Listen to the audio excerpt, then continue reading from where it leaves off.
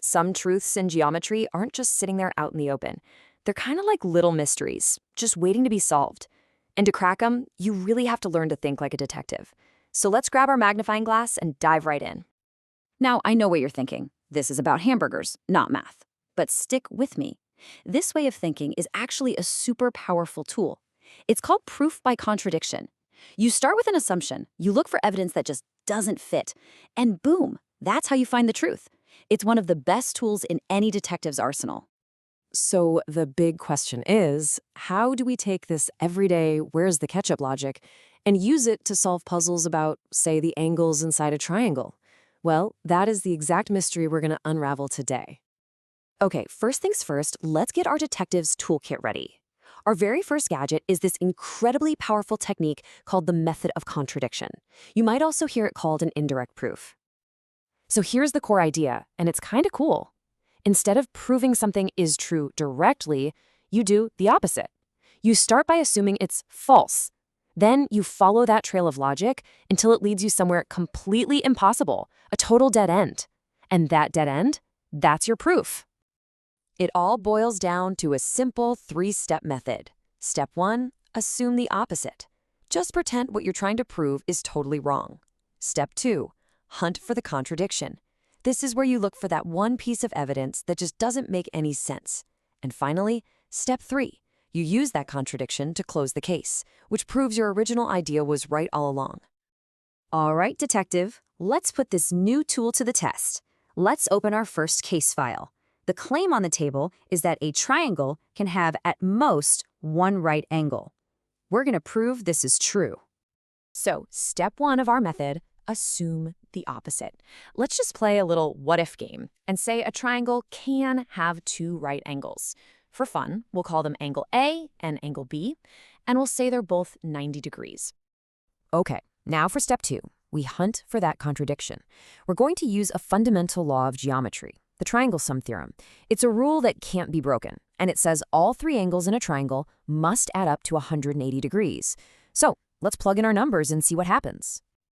And whoa, hold on a second. We've got a problem, a big one. 90 plus 90 is already 180 degrees. That means our third angle, angle C, would have to be 0 degrees. And that's our contradiction. Think about it. You literally cannot have a triangle with a 0-degree angle. It's just impossible. And this is so brilliant. Because our assumption led us to something totally absurd, the assumption itself has to be wrong. Case closed. A triangle can, in fact, have at most one right angle. Nice work, detective. But there's more to a triangle than just its angles. See, the sides, they hold secrets too. So now, we're going to investigate the relationship between the sides and the angles, sizing up all the clues to see what they reveal.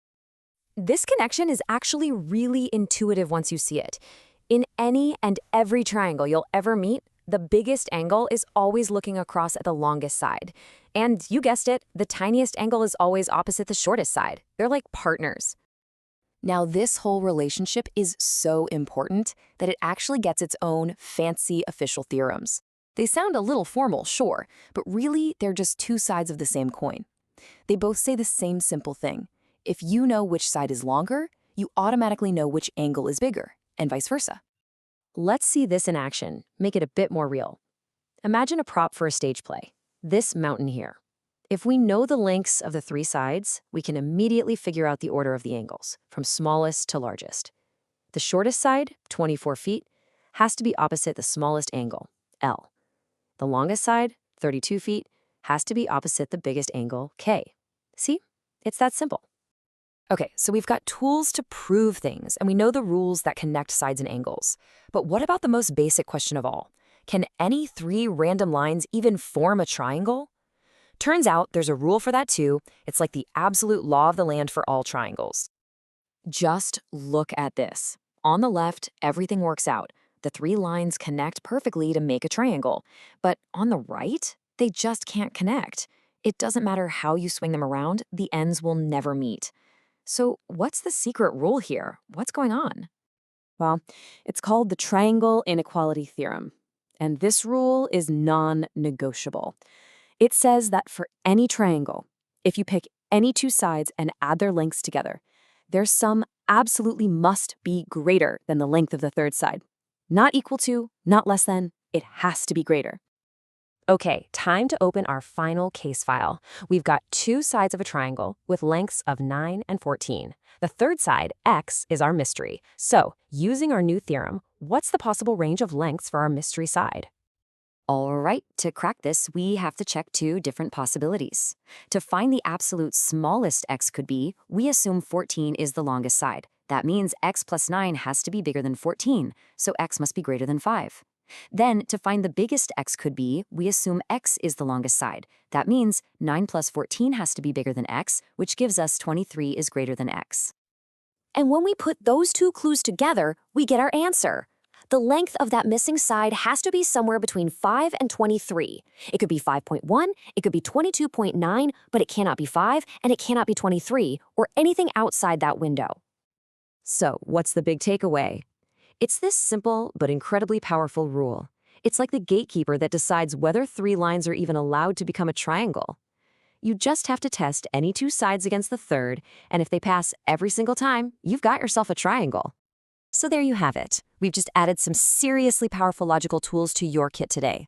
Proof by contradiction, the secret link between sides and angles, and the fundamental law of triangle existence. The real question is, now that you know how to think like a detective, what other assumptions, what other puzzles, in math or, hey, even in life, can you go out and solve?